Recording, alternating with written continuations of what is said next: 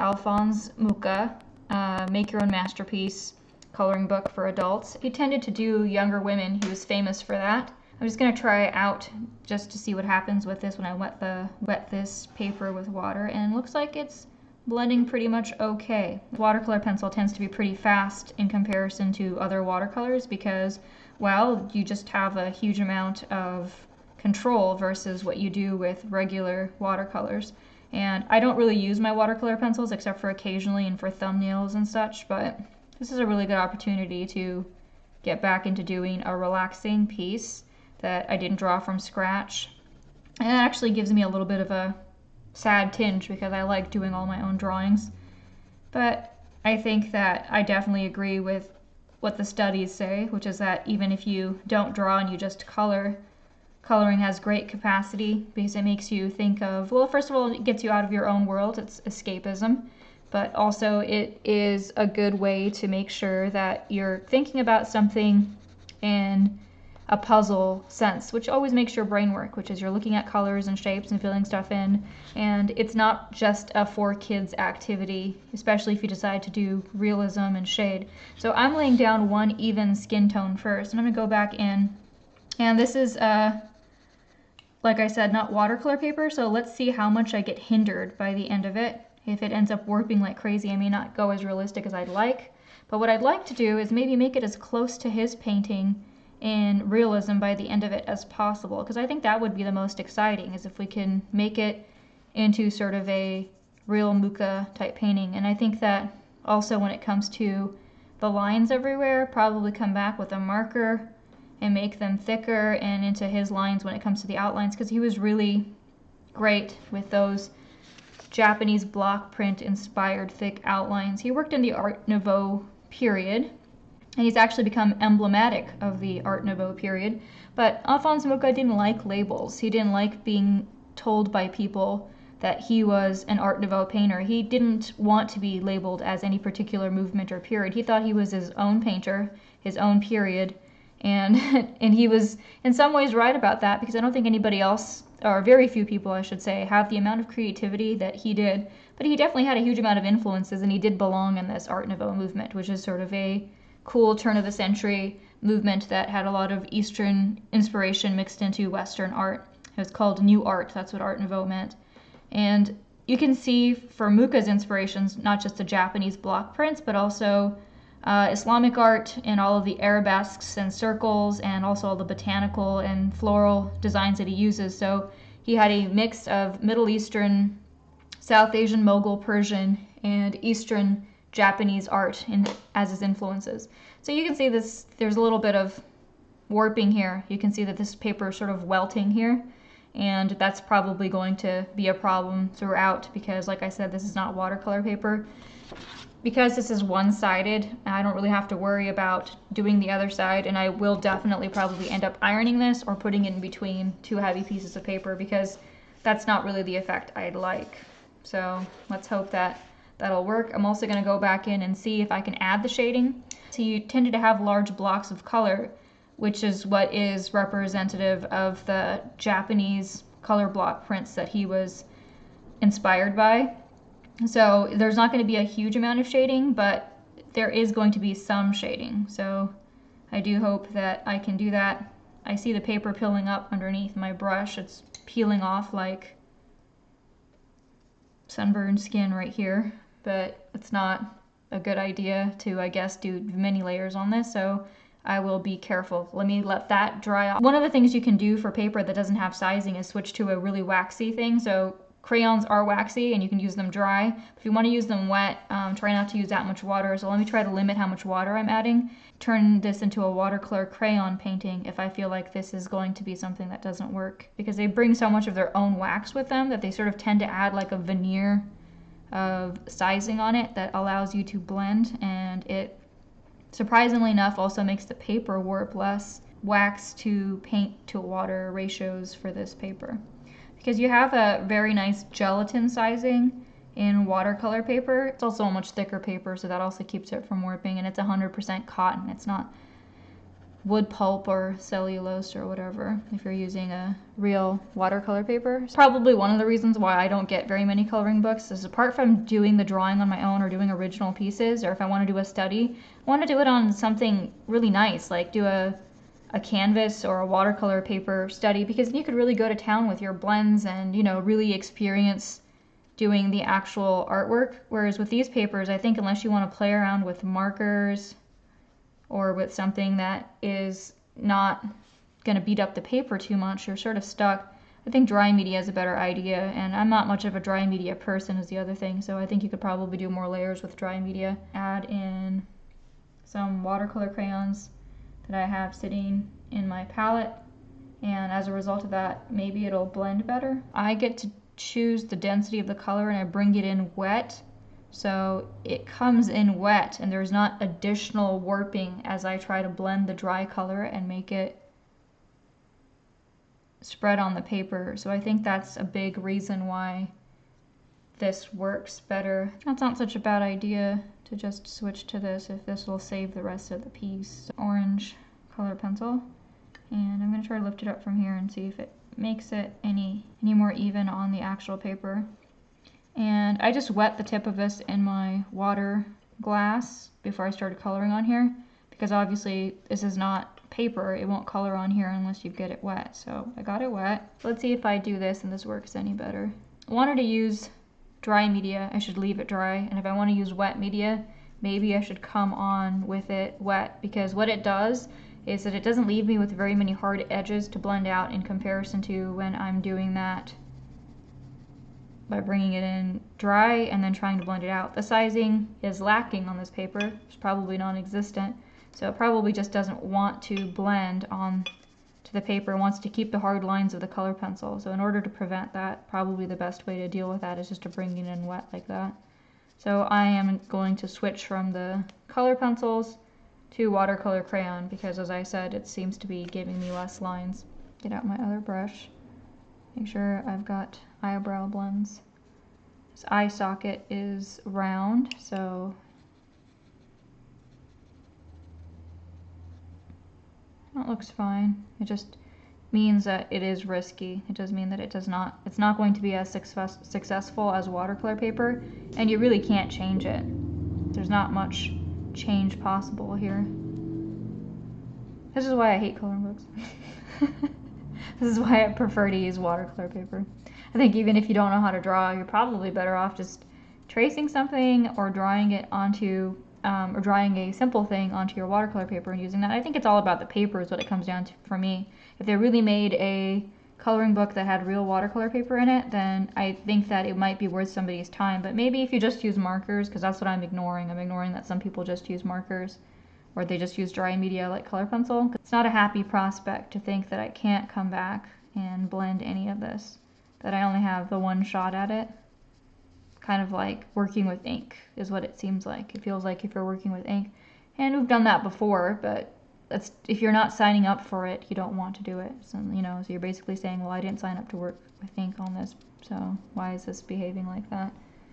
Let me add a little bit more of this red, orange I should say, because it is just the orange watercolor pencil. I think it's the cadmium orange watercolor pencil that I'm using as a liquid here.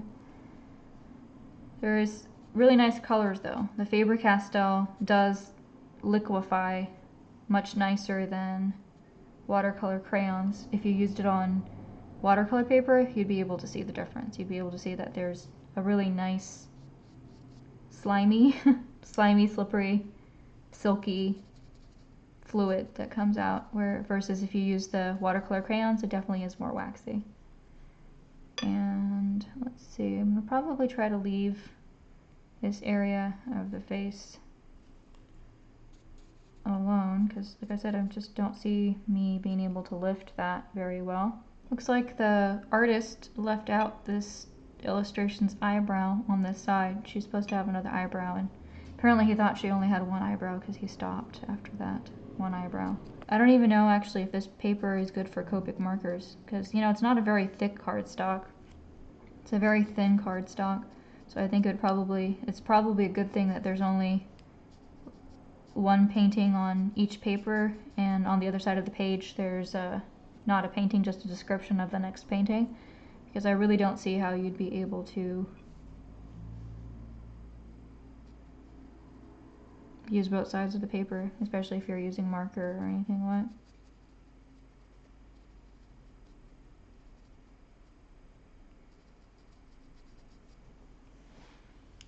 One thing I will say about coloring book pages is that they get you started a lot earlier. So you don't have to draw something, you can sit right down. But for me, I feel like because I can draw, I don't see the benefit for me. And also on top of that, it seems like it takes forever to wrestle with this paper that is problematic. And so the end result for me is thinking, well, if I'm going to wrestle with this paper so much, why don't I just do my own drawing, because I can draw. People did used to work with paper without sizing before paper with sizing was invented, and they just had to work opaquely and cover up mistakes, or they had to work in a Japanese ink style and try to make sure that they made their strokes in the air a few times and then came down and made the stroke only when they were really sure, so that way you didn't mess up on the paper, because you were measuring it in your head what you were going to do before you actually committed to something on the paper.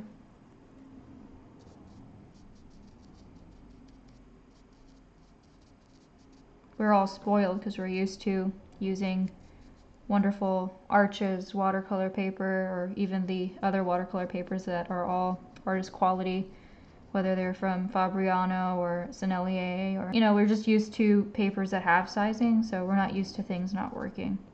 So you can see that the second layer that I'm adding, I'm using almost no water at all. I'm using like a dry brush basically to blend this shading into it. And I'm going to go back into the lip because I just can't be happy with having anything. I just have to make sure I risk everything. So I drew that lip in. There's only a line more or less on the paper. So what I've done is I've actually drawn in the lips. And I think she has like a cute little thing on the bottom of her lip there that adds more color. So I'm just drawing in the lips because, like I said, they didn't really draw them in. So I'm trying to make this as much like a painting as it would be on this paper. I think we might be pretty successful as long as it's all about a learning curve. As soon as you find out something doesn't work, switch to whatever you think will work. In this case, almost no water at all, and try not to use the dry stuff on here, because you have the assumption that if you come back to blend it, it won't blend very well. It'll just tear up the paper. So that seems to be working a little bit better. Now I think I'll just continue in the same style with this. And I really do think that the next time I do a Mucha piece that I am going to draw my own. Because what I really feel like doing is experimenting and going to town with how I do these shades and everything, and saying, does this work? It doesn't work. Let's try this different color, and let's try layering colors, and let's try blends and effects, and not something you can do with this. And I'm going to draw her eyebrow in, her whole eye socket. It's missing from the illustration, so I'm drawing it all in. And I'm going to draw her eyebrow in as I assume it is in Mucha's. I can see it in the reference is actually a very small reference from like a poster shop online, so I couldn't find a big reference for this. So unless you've got like a Giclée print or a book on Mucha. I think I do actually have a book on Mucha, but it's too late to go look for it now. But there's no guarantee that this book is the book that I have has this piece in it, so no point in checking that. I'll probably come back and work on making that eyebrow browner, obviously, because I want to make it browner so that it works with the hair color that she has, which is sort of like a blonde orange, but her eyebrows are more brown. He actually didn't use very loud colors. He was a very soft pastel color person. So if you want to be true Mucha, use pastel colors, and that way he was like the Impressionists in that he used pastel colors. That was his calling card.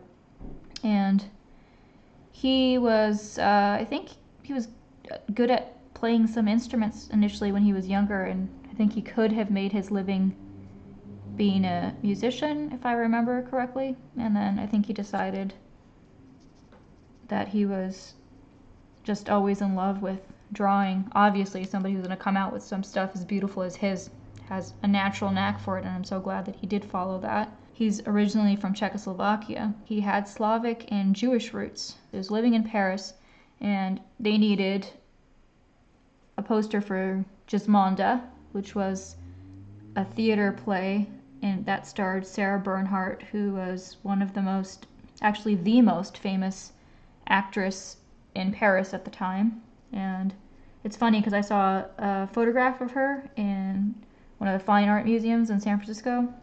She's literally one of the plainest people that I ever saw, and we would not really consider that to be, I mean, first of all, it's a difference in time and ages, because back then obviously people found her compelling, so it's about different periods and different looks. But I think it's also that she was probably a very dynamic personality. She had to have been, because I don't think she could have just been relying on her looks, because she was rather plain looking and not, but it was just that time also. We have different standards for what we consider beautiful now.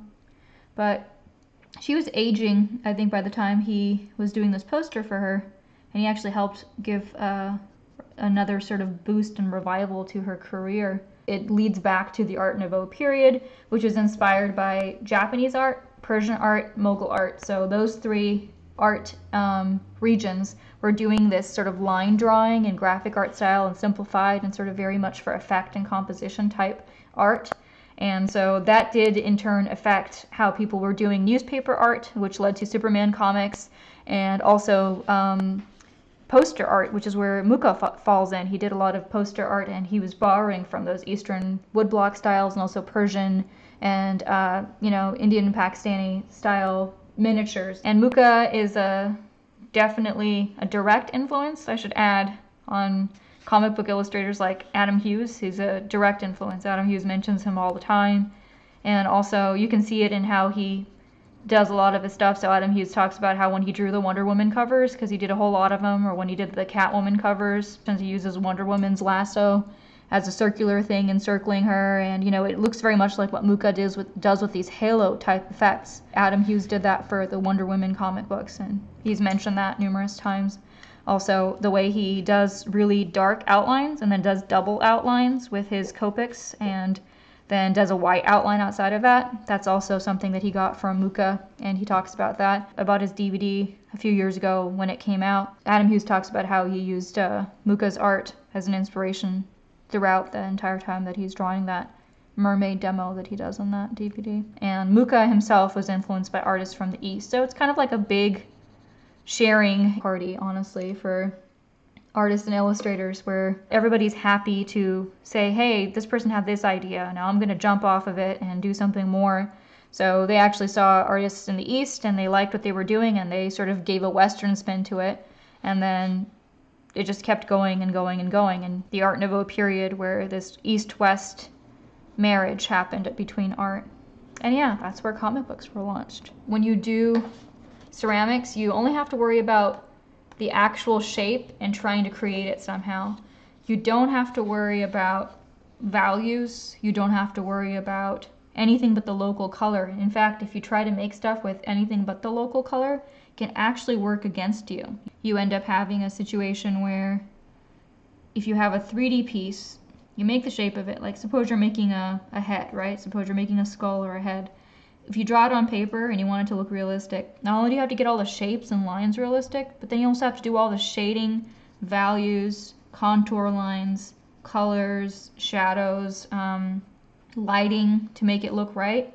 What do you have to do if you're doing a ceramic piece? You literally have to build a shape, and after you're done coloring it with the color that you want, even if it's more than one color, it's just local colors. You don't have to worry about shadows.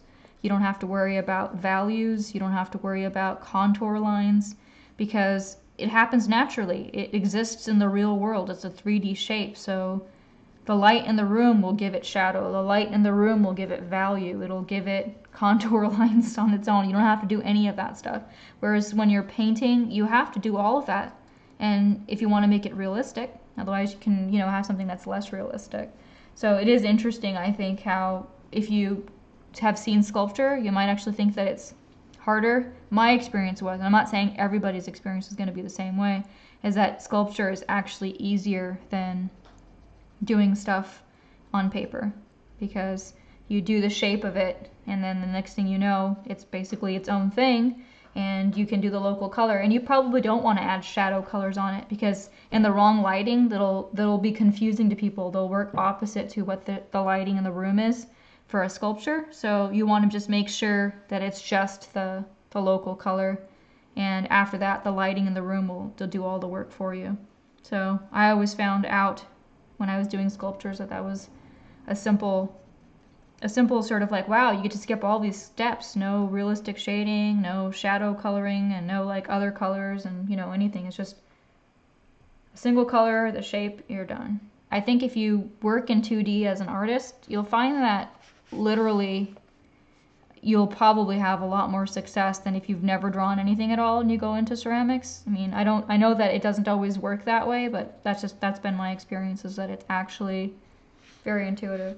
I'm trying to use a lot of blooms on her dress here because terrible, awful lack of any kind of sizing on this paper is making it so that there's not that much blending. So I'm deliberately creating just multi sort of variegated shades to give the effect of fabric, and then leaving it at that. Come back in and do a little bit just like I'm doing here.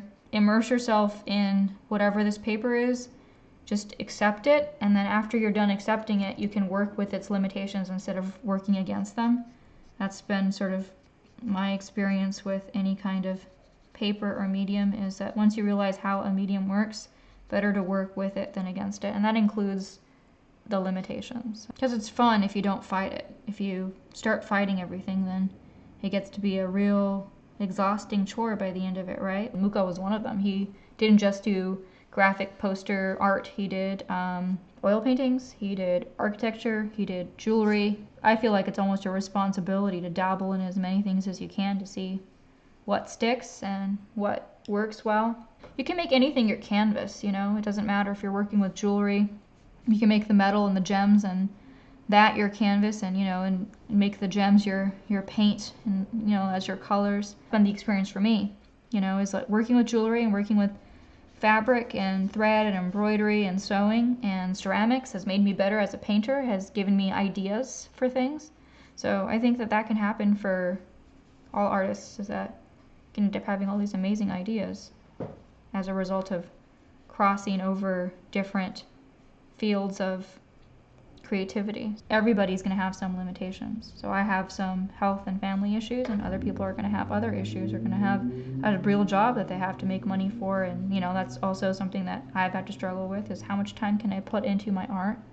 But I've never been sorry with the amount of time that I've put into it, which is to say that the more time you put into something that you love, you're never going to regret it. So just put as much time as you possibly can, and then pray for more.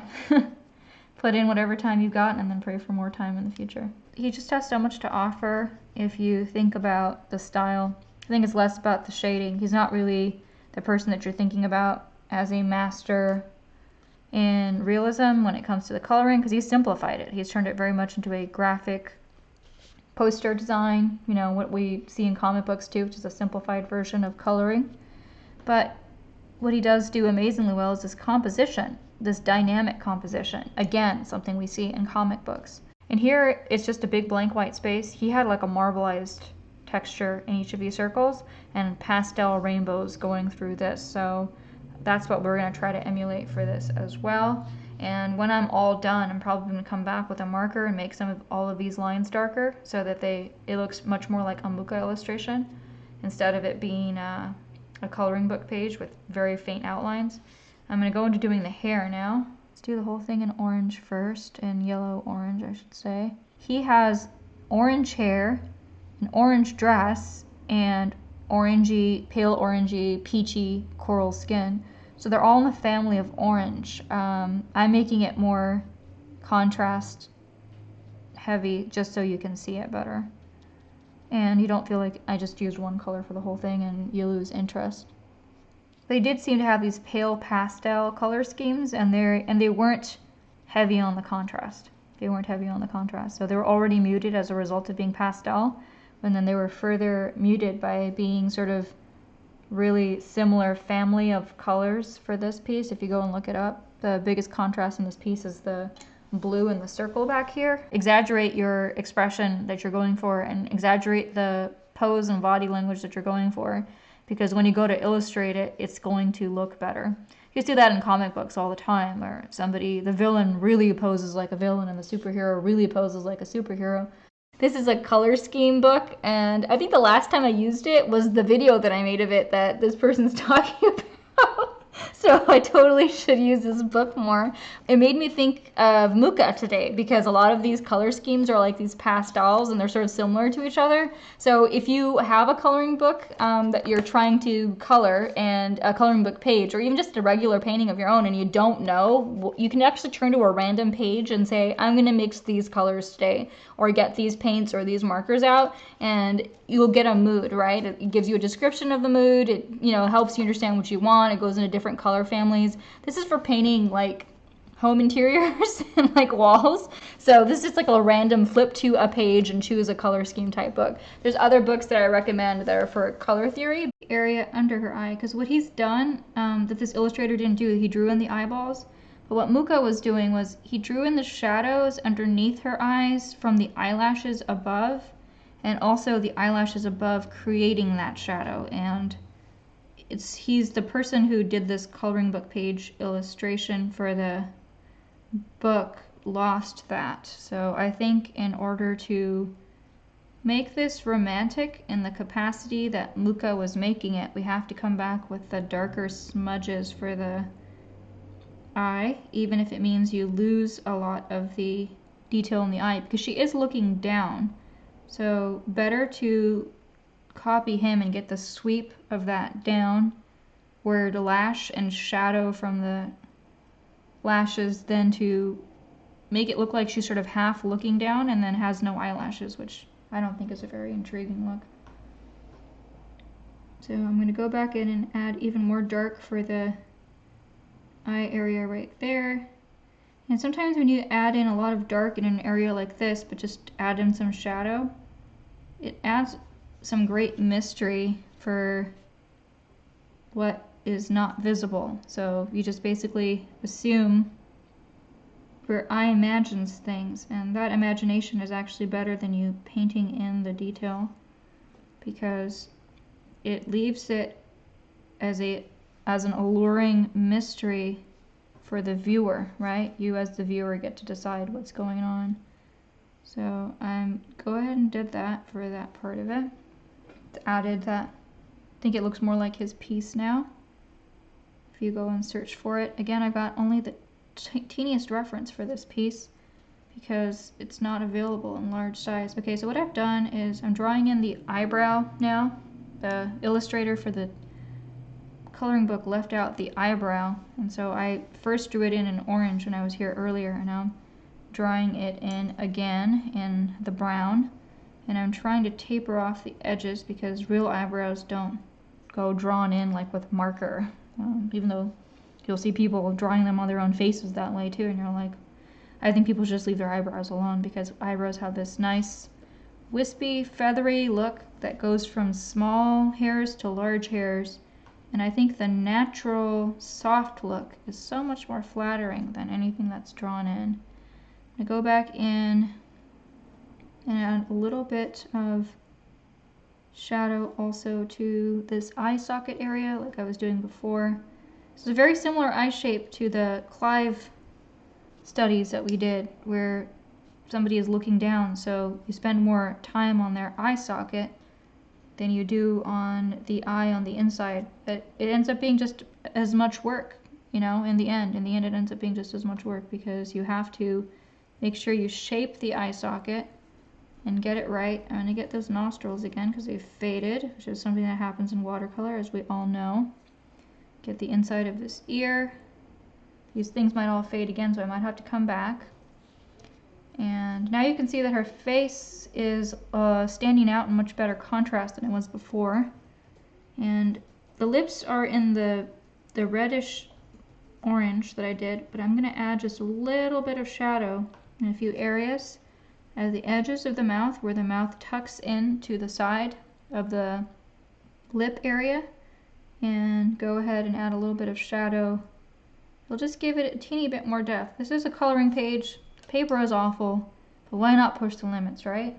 Might as well, because it's a beautiful reference. Why not try to do a little bit more with it than what just a simple coloring would achieve? Never waste a subject. If you don't paint as often, because I don't, I always end up having other things to do. But when you do paint, never waste an opportunity to do the best that you can do, even if you've got a really bad reference or a bad paper, you know, whatnot. It's something that can really end up just teaching opportunities more than anything else. Her neckline has straps that are going down, and actually helps the composition because she's got this lovely sort of three-sectional odd numbered thing that echoes like these different three-section divisions in other places and also in her hair. So when the artist here has reduced it to one, he's really hurt Mucha's composition, echoing of those dividing, intertwining lines. It's not his style to just do one strap like that and call it quits, because look at what he's doing with the hair and look at what he's doing with the background. So it's a real shame that I don't know why they left it out. Lazy people. The only way to get a really faithful study of a piece by Mucha is to do it yourself. So you can draw the whole thing yourself and study it yourself. And I've said this before, you can look at a painting by Mucha for a long period of time, but if you go and paint a painting of Mucha, you will get a more close-up look at how he works and his style, and it'll stick with you. But watercolor pencils are tough to beat if you have a tiny detail to correct someplace on a painting and your brush just won't hold a line. You can wait till the painting's completely dry and then come back in with a watercolor pencil and save an edge. You know, save an edge that you can't save otherwise. Just the more water you use, the less control you have, and the less water you use, the more control you have. And you can always blend out an edge using a damp brush. You can keep two brushes in your hand, so you can always use less water than you would to make a soft edge and then blend it out. That way you're more drawing with the paint. And that's basically what you learn how to do when you paint, is instead of drawing with a pencil, you learn how to draw with your paint. Put in a big blot of water on it right here. This is not going to do what watercolor paper does. This is going to be like a bad imitation of it. But if I do put the color in, it's going to be soft edged in every direction, right? It's giving me like that cotton ball edge in every direction. The bad thing about that is if I was doing this on her face and trying to do it around her features and stuff, it would totally just bleed out. If my paint doesn't hold a line, then I can't do any detail work with it. So you always have to make sure your paint is thick enough to hold a line. Now if I put this thick paint like this onto this paper, you can see that it's already not blending. It's not creating a soft edge. So I can now force blend that out with my blender brush and completely get rid of it, or just soften out somewhat. You can use thicker paint and have a second blending brush on hand, especially for the details, and then go really loose and free for the background. Make sure that you work according to your budget, you know, so if your budget does not allow you to have Schmincke and Sennelier, there are other paints that are comparable, and you can get the travel sets for Sennelier for something like $20, or it's not just about expensive paints. I think the paper might even be more important than the paints. Very reasonable sets. The small Aqua Mini by Sennelier is very reasonable. The Kiritake, very reasonable. Also have to learn, if you're planning on being an artist, is managing your finances very carefully. Oh God, I've just smeared that on there because I had it wet. So don't do that with your crayon. I'll go and blend it out. When you look at picture books or other things, you can learn how people tell narrative stories, and it can help you as an artist, because it's not just the act of drawing that helps you, but also studying other people's ways of doing it. Is I'm using watercolor pencil and watercolor crayon because this paper has no sizing. It's like some kind of cheap cardstock in a coloring book. I got this coloring book while my family was in town, and I've torn a page out of it, and I'm trying to make it more realistic. I've even added more features and colored in more into the face where there's only a few lines. I tried to, build in more of especially if you have limited time.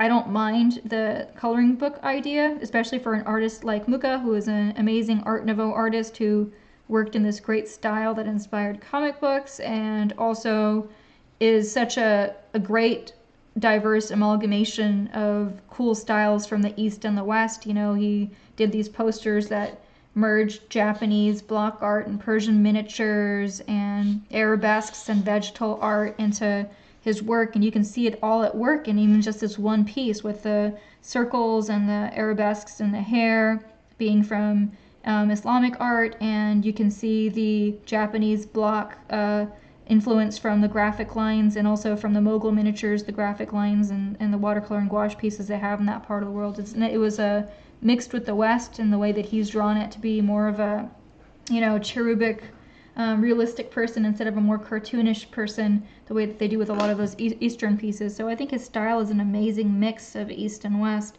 So it's definitely a worthwhile coloring book to get if it's somebody like Mucha, but I think the paper is where, but it does help to use a waxy substrate. So to end up using a waxy tool like a color crayon or a color pencil that's watercolor so that you can blend it, but it still has a limited amount. And I started out wetting the color pencil more, and now I'm wetting it less and trying to be very precise about it. I painted a lot of that with the watercolor crayons wet on a palette and bringing them in because I didn't want to blend the dry colors on the page in large spaces because it doesn't like that. But the pencil is definitely helping speed the rest of this up. And you watch somebody else doing their art, and then you feel like a part of you, your brain, your mind, you made it. It gives you a great feeling like you, and that's not what happens when you watch somebody making food. Not for me. When I watch somebody making food, I'm like, yeah, this is great. I'm going to make this. And by the end of it, I'm just like, I'm so hungry. I wish I had that right now. So it's different with art. You watch it, and it's just an amazing feeling. And going back and wetting this watercolor pencil now, and it's coming along, that's for sure. Some parts of it end up being more vivid than others because it sort of depends on how it went down on the paper. Sometimes I got a wet streak from the pencil, so it ends up being like a creamier area of the pencil versus the drier area that only went down a little bit sort of lighter. It's fine. It gives a little bit of cool textural variegation. And it's like I said in one of my videos, I think I've said it in a few of my videos, texture is always your friend. Don't be afraid of texture. Okay, so what I'm doing now with this zig is I'm giving this bold black line that he does outside of his figures, and once I'm done with the peacock part of it, it'll also happen to that part of it. So he doesn't do it on the internal lines, he does it only on the external lines, so it looks like he put down a sticker, if that makes any sense. Just doing it on the outside, leave the internal lines alone.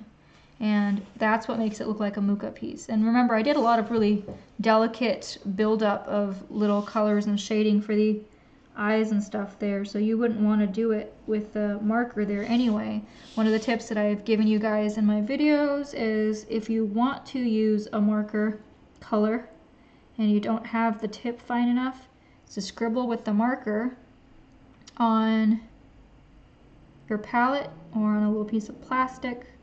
Use a really fine brush, super fine brush, to pick up that marker dye like you would use paint.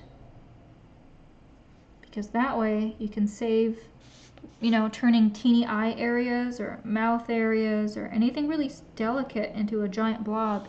Here we don't need to do that because I drew in and sculpted that with the paint, but this is a Mucha style thing, so it's only the outline that's going to need that. See, look how that starts to look like there's a sticker on the paper because you're only doing the outline. Remember I said he sort of went out of style after he died for a long time, except for comic books, which aren't considered high fine art. But if you look at the psychedelic album art for records in the 60s and concert posters, they are all Mucha inspired, and I'm not really a big fan of those. They're not really my thing, but they obviously have borrowed this outline style and the forms, the curving forms and all that stuff. But you can see the similarities if you have any records or see them online from the 60s and 70s, and if you don't know what I mean, because You might be like me, born in the 80s and not have been around for that or not have looked at that, but if you know about Scooby-Doo, so remember the van in Scooby-Doo for the cartoons we saw when we were growing up? That van, remember the lettering on it? It was all bold and stuff and had those flowers and everything. That whole sort of like, you know, nature love child type style. That's all a direct influence from Mucha, even though they didn't actually care about Mucha at that time. But the people who started doing those, that kind of art, the flower child type art, it's very much inspired from Mucha style. Yeah, I mean, I found that for me, eating out is expensive, so you have to ask yourself, if you eat out all the time, you'll have less money for art supplies. And that's one thing. And then the other thing is, if you eat out all the time, you don't know what they're putting in your food, so you end up more unhealthy. And like I said earlier, I have allergic reactions and stuff, so you have to be careful. There's also something really sort of satisfying about inking, especially with a marker when you have so much control, because I don't know, it's kind of like checking off boxes or stuff like that. It really has like this cool feeling of finishing something off. And it's definitely not the look you want for everything, but it's a very cool look for when you do use it. And it has become super associated with comic books and also with Mucha for good reason. Because see all these arabesques, all these curving and flowing forms that seem endless? That's a part of why this seems so grounded into nature and also extremely sort of ethereal and magical. It's because when you've got things that go forever or give you the impression of going forever, he actually has in his illustration some openings here in the hair. So I'm going to throw them in even though the illustrator didn't draw them. It's because I think artistically they add a sort of framing element, like a crown to the side of the head there. This is definitely a big piece, and it would have been even more detailed and bigger. I do regret it not being an original illustration because I feel like I've put so much work into it that I wish it had been on watercolor paper. Everybody has different colors on their bodies. I'm kind of a chai color on the rest of my body, and then my hands, which I wash a lot, more of a brown look to them. At some point, Crayola came out with the Flesh Tones box, because obviously the flesh color, the peachy one, I don't even think it makes a good white skin tone, because it was a little bit too peachy. I don't know if anybody remembers it, but it was like this weird salmon color, so many people looked like they were salmon colored. You know, it doesn't matter what skin color it was, but yeah, definitely for my skin color, there was a lack of the right colors. To come up with, you know, and then as you grow older, like I said, you realize that actually you have, you know, your face, neck, and chest area up to your midriff is lighter, and you know, this is something you would do if you were doing figural painting, and then hands and feet in certain areas are darker, and it does make it more realistic to do slightly different tonal values in these areas. So you can see I tried to go darker at the tips of her hands here.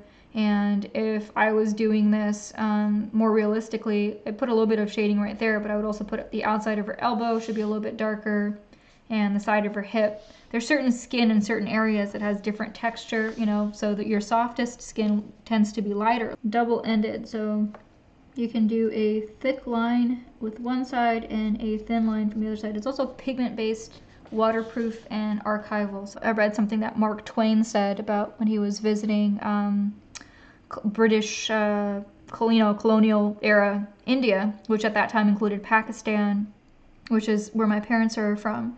And he said that there's not a single color of brown and tans that country doesn't do justice to. And it's true, there's a whole spectrum all the way from really light all the way to really dark in South Asia and the Indian subcontinent. In his picture, his stem comes out way longer, like all the way down to here. Actually, I'm going to elongate that because again, I think it's a better choice of composition. And it's because this line here that I'm just going to draw, it goes through this area. So if you have a shorter stem, it's like a sudden truncation of that shape, But if it shoots through the edge of that circle, there's a reason why he did that, and there's a reason why it looks better. I think the people who did the coloring book cut it shorter because it makes it so that you don't have to color such a thin area for the stem, but it really doesn't help the layout. He was really interested in images that popped, and these weren't religious halos, but just like halos, they have the effect of highlighting the image and at the center of it, the person at the center of it, and being like a spotlight. Blue and orange are complements, and you can see how he used the blue halo to blend around her. She's just like a super orange, and I've actually made her less orange by making this more yellow, making this more rose and less coral. But you know, he was basically working on a really simple complementary color scheme of opposites and large color blocks. I like that he decided to be detailed with his lines and all these arabesques and curves and the inking, but then as a choice he decided not to be too detailed with the shading, because if he had made this, it would be really just too busy and complicated. So I think that was a choice on his part, because he didn't do that for his oil paintings. Oil paintings, he made them sort of without ink lines, and they were not as energetic with the curving lines, and you know, they didn't have outlines and stuff, so I think he could do more colors. Because he chose all the energetic ink lines, he decided not to be too loud with his color scheme, but also not too loud with his realism, with his values. And this is a suggestion I would make, actually, is to make one color dominate over the other, okay? So don't make them equal parts. Domination is a color theory and also a compositional rule. Try to have one color dominate over the other colors, whether you're using 2 colors, 3 colors, 4 colors. I wouldn't recommend that you use more than 5 colors. There's one color in every complementary color scheme, because it's red, green, blue, orange, yellow, and violet. One of them's cool, one of them's warm. So you can end up having a cool color scheme if you dominate the cool color, and a warm color scheme if you dominate the warm color. So you can do so much just by, you know, color temperature. So these outlines here in Mucha's piece are this dark brown black, and so we're going to leave those little gaps there to be colored blue. But it's funny, when you think that you still have a huge amount of a piece left, and you find out so much of it is marker, it actually starts to go pretty fast. Because I really did think that there was so much more of this left to do in paint, and since he made all these choices with the black, that they actually are going to go faster. So starting to really develop and wrap up our Mucha piece here. To be 78, he left such a wealth of stuff for people to enjoy. Paintings and graphic arts posters, theater posters, oil paintings, architecture. He was, you know, he was commissioned by so many people to do like jewelry and architectural stuff. And if you look at his jewelry, it's amazing. But I did try to paint in the features and draw in the lips and shade all of the face and stuff the way that I saw it in his original painting. I've been using watercolor crayons, and I've been using my watercolor pencils. So that's what I would suggest for this. I did talk about bokeh earlier, and I did say that I was going to do it in a future piece. So here's a little card that I was doing in watercolor and gouache that I did the bokeh effect on. And I'm going to show some videos in the future where we do that. In this case, this is just a sort of cheap and easy blurry marble for this paper, because this paper really doesn't take that kind of abuse. I also talked about how I did a complementary color scheme, so blue and oranges, right? And try to make the figure as much orange as possible, and try to make the outline more blue so that she sort of sits up in contrast to each other, and it's like a halo effect.